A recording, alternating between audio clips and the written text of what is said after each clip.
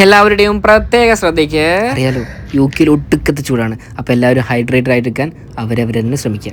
ഒരു simple salad ഉണ്ടാക്കാനുള്ള പരിപാടിയാണ്. പാനൊക്കെ നല്ല രീതിക്ക് അടിച്ചിട്ടുണ്ട്. പോരാത്തിന് ചൂട് കുരുവരെ പൊന്തിയേക്കുക. ഈ ചൂടത്ത് ഞാൻ മീറ്റ് പോലുള്ള ഹെവി സാധനങ്ങൾ തന്നെയാണ് കഴിക്കാറ്. അതെന്നെ നല്ല രീതിക്ക് അഫക്റ്റ് ചെയ്യുന്നുണ്ട്. ഞാൻ കുറച്ച് ലെറ്റീസും എന്താണ്ടൊക്കെ പേരിൽ കുറേ പച്ചിലകളും പിന്നെ ക്യൂക്കമ്പറും സ്ട്രോബെറിയും തക്കാളിയും ഇതൊക്കെ വെച്ചിട്ട് വാട്ടറി ആൻഡ് ഹെൽത്തി, അതാണ് എൻ്റെ മെയിൻ ഉദ്ദേശം.